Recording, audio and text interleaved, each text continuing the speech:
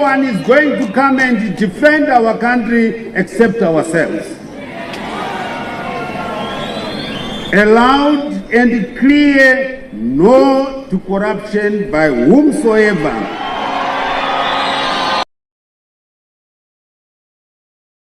Latest, ED rolls out Chinese armored vehicles amid tensions with Chiwenga. The 27th of August 2025. Spread the love. By a correspondent, presidential spokesperson George Charamba has moved to calm growing speculation after several Chinese-made armored vehicles were spotted in Harare on Monday, sparking fears of renewed political tensions within the country's top leadership. The deployment, which raised eyebrows among residents, comes at a time of visible friction between President Emerson Mnangagwa and his deputy, Vice President Constantino Chiwenga. The images of tanks and heavy artillery immediately revived memories of the dramatic November 2017 coup that toppled the late Robert Mugabe after 37 years in power. Back then, armored vehicles under Chiwenga's command rolled into the capital during Operation Restore Legacy, an event the military insisted was not a coup, but rather a mission to remove criminals around the president. Within days, Mugabe was forced to resign,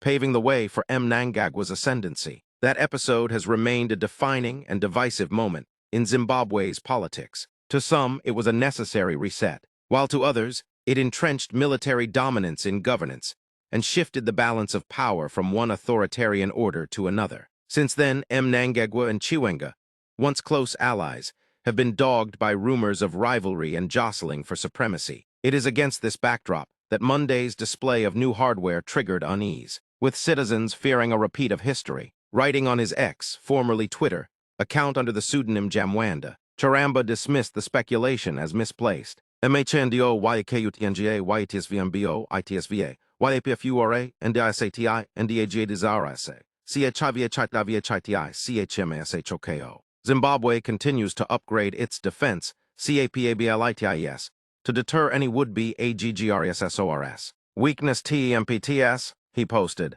insisting the rollout is part of routine defense upgrades and unrelated to internal politics. Still, analysts argue that the optics cannot be ignored. In a nation where the army has played a decisive role in leadership changes, the sudden reappearance of armored vehicles on the streets of Harare has rekindled old anxieties. For many Zimbabweans, the sight was less about national security and more a reminder of the military's enduring influence in the country's fragile political landscape.